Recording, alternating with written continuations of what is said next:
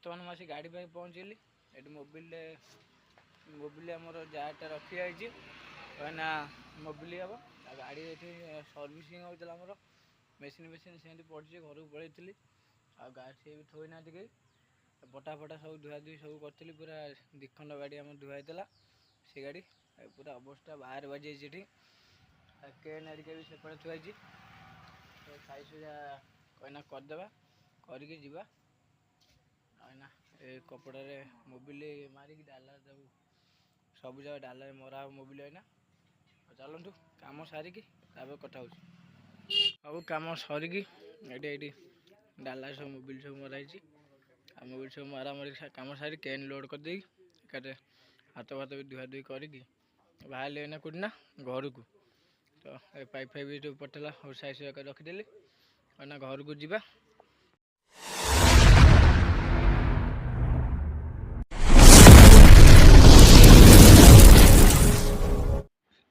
Jay Jagannath, welcome to Behera ଟୋକା blog channel. ଆଜି blog ଆମେ ଷ୍ଟାର୍ଟ କରିବା। ତ ବ୍ୟୁଟିଫୁଲ୍ ବ୍ଲଗଟା ଆଜି ଷ୍ଟାର୍ଟ କରିଦେବା। କାହିଁକିନା ଆପଣମାନେ ତ ଜାଣିଛନ୍ତି ବର୍ଷା, ମାନେ ବିଶ୍ୱାସ କରିବେନି, ବର୍ଷା ପୁରା 2 ଦିନ ହେଲା ଗୁରୁକ୍ଷେତ୍ର ବର୍ଷା। ସେଥିପାଇଁ ବ୍ଲଗ ମୁଁ କରିପାରିଲିନି। ସେଥିପାଇଁକା ମାନେ କୁଆଡ଼େ ବି କିଛି ଯାଇ ହେଲାନି, ଘର ଭିତରେ ରହିକି ପୁରା ରହିବାକୁ ପଡ଼ିଲା। ଆଜି ଦେଖିବା କ'ଣ ହେଉଛି ଏ ବ୍ଲଗରେ, କଣ୍ଟିନ୍ୟୁ ରୁହନ୍ତୁ ଜାଣିପାରିବେ। ତା ସୀମା ହେରିକା ଯାଇଥିଲେ ପିଇସି ଘରଟେ 2 ଦିନ ହେଲା, ସେ ଆଜି ବି ପଳେଇ ଆସିଛନ୍ତି। ଆଉ ବହୁତ କିଛି ଟେନସନରେ ବି ଆଉ ବର୍ଷା ପାଗରେ ବି ବ୍ଲଗ କରିପାରିଲିନି। ଆଜି ବର୍ଷା ପୁରା ନାହିଁ, ପୁରା ଶୁଖିଲା ପାଗ ଆଜି ଅଛି। ଖରା ମାରୁଛି, ଖରା ଅବଶ୍ୟ ଆସିନି, ଅଳ୍ପ ଅଳ୍ପ ଖରା ସେମିତି ଅଛି। ହଉ ଚାଲ ଦେଖିବା କ'ଣ ହେଉଛି ଏ ବ୍ଲଗରେ କ'ଣ ନାହିଁ। ଏମିତି ଦେଖିବା ତେବେ ବର୍ଷା ହେଇକି ପୁରା ବାରି ଦ୍ୱାର ସବୁ ପୁରା କାଦୁଅ ମାଦୁଅ ହେଇଯାଇଛି। ତାପରେ ପାଣିପାଗ ଏଇନା ପୁରା ବଢ଼ିଆ ଅଛି। ବର୍ଷା ତ ସକାଳେ ସେମିତି ଟୋପେ ପକାଉଥିଲା ଅବଶ୍ୟ, ଏବେ ଆଉ ବର୍ଷା ନାହିଁ, ଛାଡ଼ି ଯାଇଛି। ଆଉ ପୁରା ଖରା ପାଗ ଟିକେ ଆସିଲେ ଆଉ ପିଜୁଳି ଗଛରେ ପିଜୁଳି ଟିକେ ହେଇଛି। ଏ ବର୍ଷା ଦିନ ଟିକେ ହବ, ବର୍ଷା ଦିନ ଟିକେ ହେଇଥିବ ପିଜୁଳି ନା କ'ଣ? ବାରମାସିଆ ମାନେ ବର୍ଷ ସାରା ସେମିତି ହବ। ହାଁ, ତ ଏ ଆମ ପିଜୁଳି ହେଉଛି ବର୍ଷା ଯେଉଁ ମାନେ 12 ମାସିଆ ପିଜୁଳିଟା କ'ଣ, ଆଉ ବର୍ଷ ସାରା ସେମିତି ହବ। ଖରାଦିନେ ବି ଟିକେ ହେଇଥିଲା ବା, ଏଡ଼ିକି ଖରାଦିନେ ଟିକେ ହେଇଥିଲା। ଏବେ ବି ସକାଳେ ଟିକେ ହେଇଛି, ବଡ଼ ହବ ଆଉ। ବର୍ଷା ଦିନରେ କି ବଡ଼ ହବ ବୋଧେ ନା ସୀମା, ବର୍ଷା ଦିନକୁ ହବ ନା ଆମର ଏଇଟା ବର୍ଷା ଦିନକୁ ବଡ଼ ହବ। ଆଉ ବଢ଼ିଆ ଲାଗେ କିନ୍ତୁ ମିଠା ପିଜୁଳିଟା ଆମର ଏଇଟା। ତ ଏଇଟା ମିଠା ଲାଗେ ନା? ଓ ସେପଟା, ହଁ ସେପଟ ବଡ଼ ବାପାର ପିଜୁଳିଟା ନାଇଁ, ଇଏ ବି ଅବଶ୍ୟ ଭଲ ଲାଗେ ଯେ। ଆମର ଗୋଟେ ପିଜୁଳି ଗଛ ଆମ ମା ଲଗେଇଥିଲା, ମାନେ ଜେଜେମା ଲଗେଇଥିଲା। ସେ ପିଜୁଳି ଗଛ କ'ଣ ହେଲା ନା, ମାନେ ବହୁତ କିଛି ଅସୁବିଧା କଲା, ଯେମିତି ଟ୍ୟୁବୱେଲ ପାଖରେ। ସେଥିପାଇଁକା ତାକୁ ହାଣି ଦେଇଥିଲେ।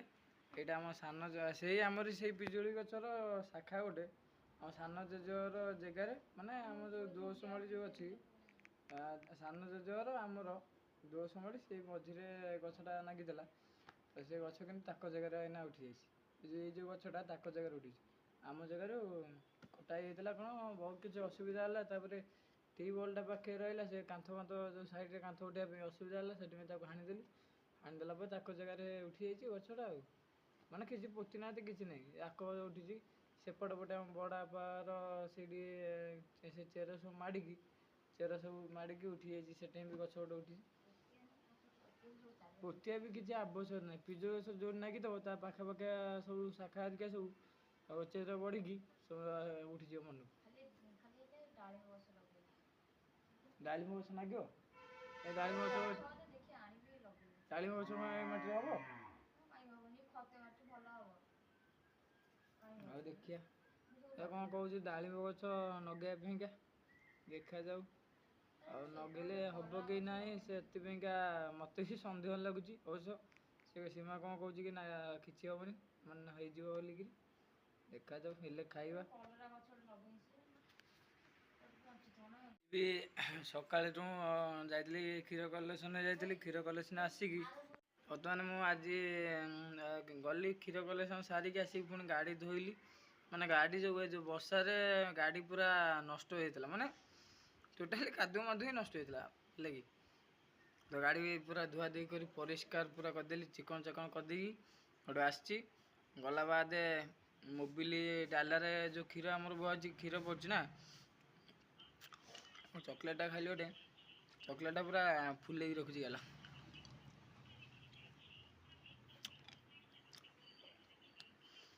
ତ ଯିବା ତାକୁ ମୋବିଲଟା ଟିକେ ଡାଲାରେ ପକାଇବ, କାହିଁକିନା କ୍ଷୀର ଆଉ ଢାଳିଲେ ବି ମାନେ ଡାଲାରେ ରହିବନି। ଅବଶ୍ୟ ପାଣି ଫାଣି ମାରିଦେଲେ ପଳେଇ ଆସିବ, ନିଗିଡ଼ିକି ପଳେଇ ଆସିବ। ତାକୁ ଏଇନା ଯାଇକି କାମ କରିବାର ଅଛି, ମାନେ ମୋବିଲ ଡାଲାରେ ପକେଇବି, ଡାଲା ପକେଇକି ପଟାଫଟା ସବୁ ସାଇଜ୍ ସୁଜା କରିକି ଆସିବି। ଆଉ ଏଇନା ବି ମାନେ ଜଷ୍ଟ ଆସିକି ଗାଧେଇ ପାଧେଇକି ଆଉ ଟିକେ ଭାବୁଥିଲି ଟିକେ ରେଷ୍ଟ କରିବି ବୋଲି, କିନ୍ତୁ ଦେଖିଲା ବେଳକୁ ବର୍ଷା ବି ପୁଣି ଉଠେଇଲି। ଯାଇକି ଆଗ ସେ କାମଟା ସାରିଦେବାକୁ ପଡ଼ିବ, ମାନେ ପୁଣି ଯଦି ଡାଲା ଶୁଖିଥିବ, ଏଇନା ଆସିଲି ଧୋଇକି ଡାଲା ଶୁଖେଇଦେବ, ପୁଣି ଯଦି ବର୍ଷା ହେଇଯିବ ନା ପୁଣି ଗଲା, ଆଉ ମୋବିଲ ବି ପକେଇ ହେବନି। ଏଇନା ଯିବା, ମୋବିଲ ପକେଇ ସାରିଲା ବାଦ ବର୍ଷା ହେଇଗଲେ କିଛି ଟେନସନ୍ ନାହିଁ, କିନ୍ତୁ ବର୍ଷା ହେଇଗଲା ବାଦ ମୋବିଲ ପକେଇବ ନା ଡାଲାରେ। ଯିବା ଫଟାଫଟ ଆଉ ସେଠି କାମ ତ ସାରିକି ତାପରେ କ'ଣ ହେଉଛି କ'ଣ ନାହିଁ ଦେଖିବା। ଆଉ ସେଟା ବି ଦେଖେଇବି ଆପଣମାନଙ୍କୁ କେମିତି କ'ଣ ହେଉଛି କ'ଣ ନାହିଁ ସବୁ ଦେଖେଇବି। ବର୍ତ୍ତମାନ ମୁଁ ଭାଇ ଶୋଇ ପଡ଼ିଥିଲି ଟିକେ, କାହିଁକିନା ପ୍ରବଳ ଯେଉଁ ସେ ମୋତେ ନିଦ ମାରୁଥିଲା, ଇଆଡ଼େ ବାଧା ଟିକେ ଲାଗିଲା। ତ ଶୋଇ ପଡ଼ିଥିଲା, ଏଇନା ଜଷ୍ଟ ଉଠିକି ଆସିଲି। ଏଇନା ଉଠିକି ଆଇଲା ଏ ଚାଟ୍ ବିକା ଗୋଟେ ଆମ ଦାଦା ପେଁ ପେଁ ଖାଲି କଲେ, ସେଇଠୁ ନିଦ ଭାଙ୍ଗିଗଲା, ଉଠିଗଲି।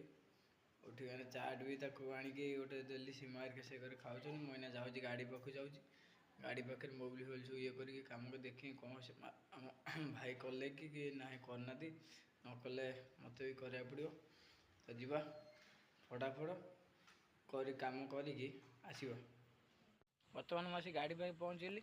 ଏଠି ମୋବିଲ ଆମର ଯାରଟା ରଖିଯାଇଛି, କାହିଁକିନା ମୋବିଲ ହେବ। ଆଉ ଗାଡ଼ି ଏଠି ସର୍ଭିସିଂ ହେଉଥିଲା, ଆମର ମେସିନ୍ ସେମିତି ପଡ଼ିଛି, ଘରକୁ ପଳେଇଥିଲି। ଆଉ ଗାଡ଼ି ସିଏ ବି ଥୋଇନାହାନ୍ତି କେହି, ପଟା ସବୁ ଧୁଆଧୁଇ ସବୁ କରିଥିଲି। ପୁରା ଦିଖଣ୍ଡ ଗାଡ଼ି ଆମର ଧୁଆ ହେଇଥିଲା, ସେ ଗାଡ଼ି ପୁରା ଅବସ୍ଥା ବାହାରେ ବାଜିଯାଇଛି। ଏଠି କେନ୍ ହେରିକା ବି ସେପଟେ ଥୁଆ ହେଇଛି, ସାଇଜ୍ ସୁଜା କହିନା କରିଦେବା, କରିକି ଯିବା।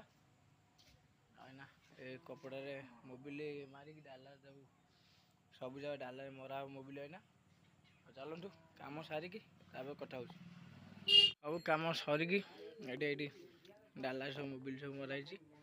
ଆଉ ମୋବିଲ ସବୁ ମରାମରି କାମ ସାରି କେନ୍ ଲୋଡ଼୍ କରିଦେଇକି ଏକାଥରେ ହାତ ଫାତ ବି ଧୁଆଧୁଇ କରିକି ବାହାରିଲି ଏଇନା କେଉଁଠି ନା ଘରକୁ। ତ ଏ ପାଇପ୍ ଫାଇପ୍ ଯେଉଁ ପଠେଇଲା ସବୁ ସାଇଜ୍ ସୁଜା କରି ରଖିଦେଲି। ଏଇନା ଘରକୁ ଯିବା, ଚାଲ ଘରକୁ ଯିବା।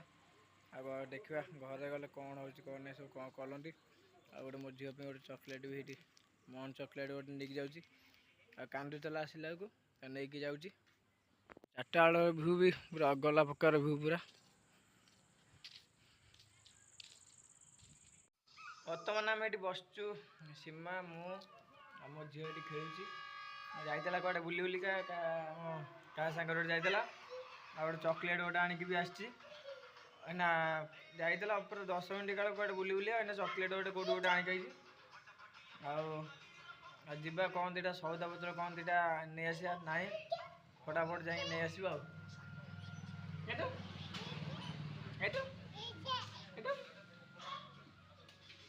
ମୁଁ ଏଠି ବସିଥିଲି, ଆଉ ସଉଦାପତ୍ର ଯିବା ପାଇଁ ବାହାରିଥିଲି, କିନ୍ତୁ ଚାହା ଏଠି କରିଦେଇଛି। ଏଇନା ଚାହା ଟିକେ ପିଇ ଦେଇକି ତ ବାହାରିବା, ସଉଦାପତ୍ର ଆଣିକି ଆସିବା। ଆଉ ଝିଅକୁ ନେଇକି ମୋ ଭାଇ ବି ପଳେଇଲି, ମାନେ ମୋ ବଡ଼ବାପାଙ୍କ ପୁଅ ବଡ଼ ଭାଇ, ସେ ନେଇକି ଝିଅକୁ ଯାଇଛି। ଖାଲି ବୁଲୁଛି, ଖାଲି ମାନେ ବିଶ୍ୱାସ କରିବେନି, ଖାଲି ବୁଲୁଛି, ଖାଲି ଇଆଡ଼େ ସିଆଡ଼େ ନାହିଁ, ସିଆଡ଼େ ଇଆଡ଼େ ନାହିଁ, ଖାଲି ବୁଲୁଛି। ଯୁଆଡ଼େ ପାଇଲା ସିଆଡ଼େ ବୁଲିଲା, ଆଉ ଯିଏ ପାଇଲା ତାକୁ ଟିକେ ନେଇ ପଳଉଛି ଝିଅକୁ। ମୋ ପାଖରେ ଏଇନା ବସିଥିଲା, ସେ ପୁଣି ପଳେଇ ଫେରାର। ଆଉ ଜେଜେ ଆମର ଏଇଠି ସେପଟେ ବି ଶୋଇଛନ୍ତି, ଦାଣ୍ଡରେ ସବୁ ଗପସପ ହେଉଛନ୍ତି, ସବୁ ବସିଛି ଏଇଠି। ଆଉ କିଛି ବି କାମ ତ ଆଉ ଭଡ଼ାଫଡ଼ା ତ ଯିବାର ନାହିଁ। ତ ଦେଖିବା ଆଉ କ'ଣ ହେଉଛି କ'ଣ ନାହିଁ ସବୁ। ଆଉ ଯିବା ଏଇନା ସଉଦାପତ୍ର ଟିକେ ନେଇ ଆସିବା ଘର ପାଇଁ ଖାଇବା, ପୁଣି ସଉଦାପତ୍ର ଆଣିଲେ ଖାଇବା ନା ନାହିଁ, ତ ସେଥିପାଇଁ ସଉଦା ଆଣିବା ଯାଇକି। ଅଳ୍ପ କିଛି ପରିବା, ପନିପରିବା ଉପରେ କିଛି ଆଇଟମ୍ ନାହିଁ, ଖାଲି ଆଳୁ ତେଲ ଫେଲ କ'ଣ ଏମିତି କ'ଣ ସବୁ ଅଛି। ଆଉ ଟିକେ ନେଇ ଆସିକି ଯାଇକି ଫଟାଫଟ ନେଇ ଆସି ଫଟାକିନା ଚାହା ଟିକେ ପିଇ ଦେଇକି ଭାଜିବା ଆଉ। ବର୍ତ୍ତମାନ ସେଇଠି ଆଳୁ ଫାଳୁ ସବୁ ଥୋଇଛି। ଆଉ ଏଇନା ଆଉ ସୀମା ବି ଏଇଠି କ'ଣ ଗୋଟେ ଖାଇବା ଜିନିଷ ଗୋଟେ ବାଥିଲା, ତେଲ ପିଠା ମିଠେଇ ଫିଠେଇ ଗୋଟେ ରଖିଛି, କିନ୍ତୁ ମୁଁ ଖାଇନି। ଏଇନା ତ ଆସି ପହଞ୍ଚିଲି, ସୋୟାବିନ ବଡ଼ି ମୋ ଝିଅ ଫିଅ ସବୁ, ମୋ ଝିଅକୁ ପୁରା ଚିରିକି ପୁରା ଝାରଖାର କରିଥିଲି। ତା ସହିତ ଏଇ ଆଳୁ ସୋୟାବିନ ବଡ଼ି ଆଉ ସବୁ ମସଲା ମସଲି ସବୁ ଆଣିଥିଲି, ରଖିଦେଇଛି ସୀମା। ଆଉ ରୋଷେଇ କରି ମସଲା ସବୁ ଆଣିଥିଲି, ତାକୁ ସବୁ ନେଇଯାଇଛି ରୋଷେଇ କରିବା ପାଇଁକା ନେଇଯାଇଛି। ଆଉ ବଡ଼ି ଫଡ଼ି ସବୁ ରଖିଛି, ମାନେ ସବୁ ଗ୍ରୋସରୀ ସଉଦା ଆଇଟମ୍ ସବୁ ନେଇଯାଇଥିଲି। ଆଉ ପନିପରିବା କିଛି ସବୁ ଅଛି, ଆଉ କିଛି ଆସିବା ବି ଦରକାର ନାହିଁ, ତ ହାଟ ବାରିରେ ଯାଇକି ଆଣିବାକୁ ପଡ଼ିବ। ତା ସହିତ ଆଉ ତେଲ ପିଠାଟା ଆଜି ଖାଇଦେବା। ପିଇସି ଘରକୁ ଯାଇଥିଲେ, ଯେଉଁ ସୀମାର ବୁଢ଼ୀ ମା ଯାଇଥିଲେ ପିଇସି ଘରକୁ, ତ ସେଠୁ ଆସିଥିଲା। ଆଉ ସିଏ ଆଜି ପିମ୍ପୁଡ଼ି ନାଗିଲି, ହଁ ପିମ୍ପୁଡ଼ି ଖାଇଲେ ନଈ ପହଁରିବା। ଆପଣମାନେ କିଏ ଜାଣିଛନ୍ତି ଏ କଥା? ପିମ୍ପୁଡ଼ି ଆମ ଜେଜେମା ହେରିକା ମୋତେ କହନ୍ତି, ସେତେବେଳେ ମାନେ ଛୋଟ ହେଇଥିଲୁ, କହନ୍ତି ନହେଲେ ମା ପିମ୍ପୁଡ଼ି ଆଦେହରେ ନା, ଜେଜେ କହିବେ ପିମ୍ପୁଡ଼ି ଖାଇଲେ ସିନା ନଈ ପହଁରିବୁ। ମୁଁ କହିବି ସାର୍ ପିମ୍ପୁଡ଼ି ମୁଁ ଯଦି ଖାଇବି ନଈ ପହଞ୍ଚିବି, ଏଇଟା ଅସମ୍ଭବ କଥା। ସେଇଟା ଗୋଟେ କ'ଣ ଗୋଟେ ପୁରୁଣା କାଳିଆ ଢେଗ ଅଛି। ଆଉ ତେଲ ପିଠା ଖାଇକି ଏନ୍ଜୟ କରିବା, ବୋବାଲ ଲାଗୁଛି। ତ ଚାଲନ୍ତୁ, ଆମ ଫଟାଫଟ ଆଉ ଦୁଇଟା ଅଛି ଖାଇଦିଏ, ଖାଇ ଦେଇକି ବାହାରିବା ଆମ କର୍ମ କରିବା ପାଇଁକା। ଚାଲ ଫଟାଫଟ ଯିବା କର୍ମ କରିବାକୁ। ତ ବର୍ତ୍ତମାନ ମୁଁ ଏବେ ଯାଉଛି ଗାଡ଼ି ନେଇକି, ତ ଏ ଭିଡ଼ିଓଟାକୁ ଆଜି ଏଇଠି ଏଣ୍ଡ କରୁଛି। ଆଉ ଭିଡ଼ିଓଟାକୁ ଆଉ ଲମ୍ବେଇବାନି। ତ ଭିଡ଼ିଓ ଭଲ ଲାଗିଲେ ଲାଇକ୍, ସେୟାର ଆଣ୍ଡ ସବସ୍କ୍ରାଇବ୍ ନିଶ୍ଚିନ୍ତ କରିଦେବେ। ଜୟ ଜଗନ୍ନାଥ, ଜୟ ଶ୍ରୀରାମ।